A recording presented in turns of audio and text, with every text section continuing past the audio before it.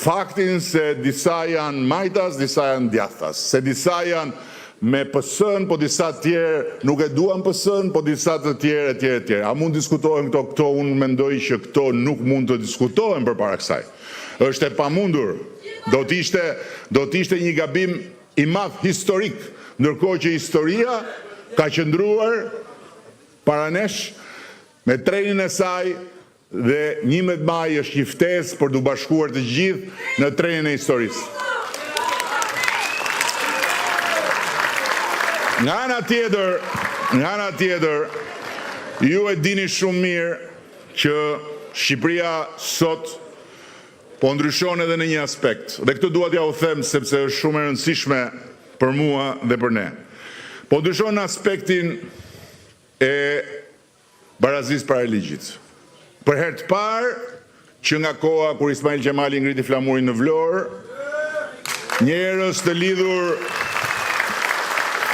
të lidhur me pushtetin politik, figura me fuqi më të madhe se sa njerëz të zakonshëm, po shkojnë përpara drejtësisë. Prokuror dhe gjykatës të pavarur nga pushteti politik, po i marrin pyetje, po i hetojnë, po i akuzojnë dhe po i dënojnë. Për herë të parë. Tani, ju dëgjoni që të gjithë këta, është shumë interesant, të gjithë këta me bufin e kënetës në krye, edhe me dashurin time e Lulin.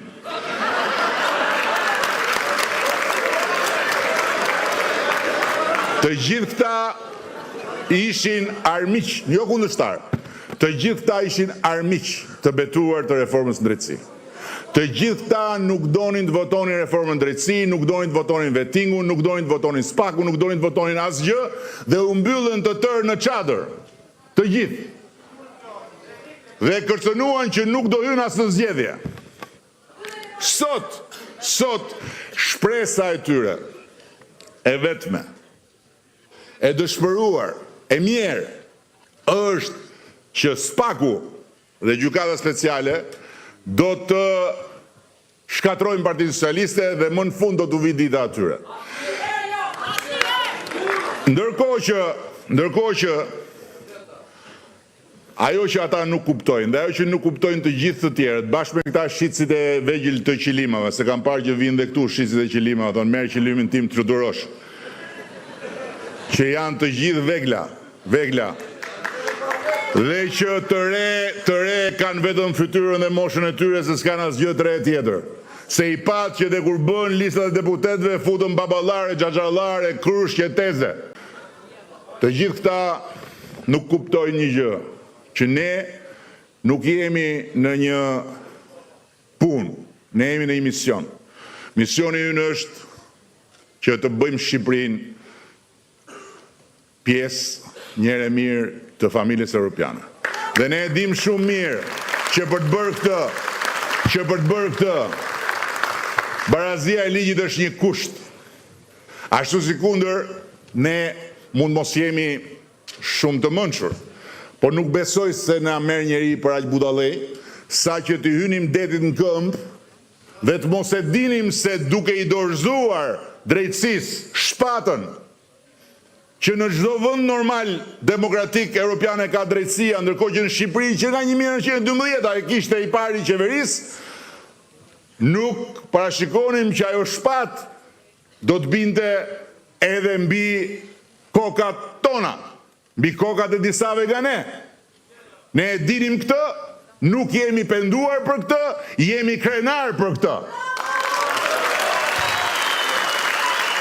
Dhe pavarësisht se mund të kemi rezerva, pavarësisht se mund të habitemi në ndonjë moment për ndonjë lajthitje të pushtetit tjetër, ne jo vetëm që nuk kemi ndërmend të kthehemi mbrapa, por ne jemi të vetmit garant që ajo shpatë do të mbetet në duart e drejtësisë.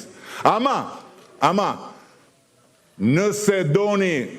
nëse shqiptarët duan që barazia para ligjit mos diskutohet më, mos jetë më një çështje e partive, mos jetë më një çështje e liderave, dhe që liria individuale mos diskutohet më, duhet që Shqipëria të hyjë në Bashkimin Evropian, sepse kush hyn në Bashkimin Evropian nuk mund më të vërë në diskutim barazim para ligjit dhe lirinë individuale.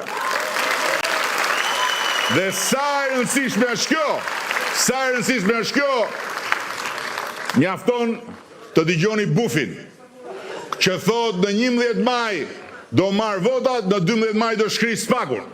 Dhe sa të rëndësishëm jemi ne në këtë moment për Shqipërinë dhe për këtë histori europiane të Shqipërisë, e tregon një fakt. Sot të gjithë shqiptarët e dinë kush është Altin Numani. Altin Numani nuk lindi dje. Altin Numani nuk u bë prokuror dje. Ka qenë prokuror me vite të tëra. Asnjë nuk e njihte. Asnjë nuk e njihte.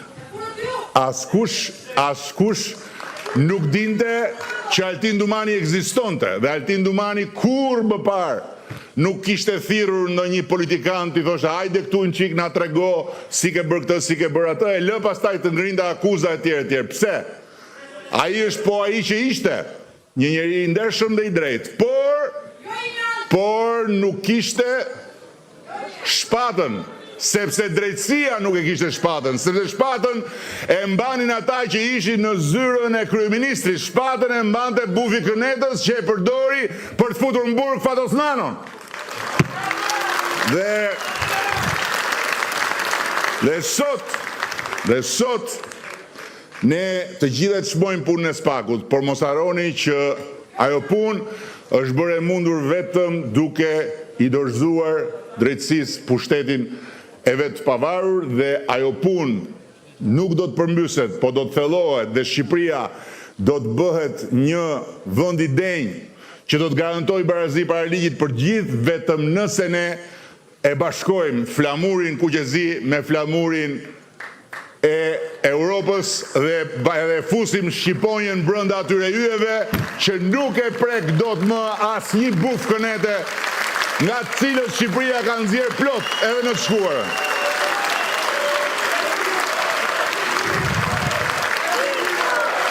Dhe në mbyllje të saj fjale, përpara se sa t'ju kërkoj nëse dëshironi të bëni dhe pyetje, dua t'ju them që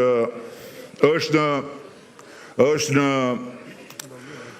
të drejtën edhe në detyrën tuaj t'i verifikoni, por dua t'ju them që kush punon këtu në Greqi, në ndërtim apo në turizëm, duhet jetë absolutisht i bindur që nëse do të shohë nga Shqipëria, do të gjej paga më të mira, edhe në ndërtim, edhe në turizëm.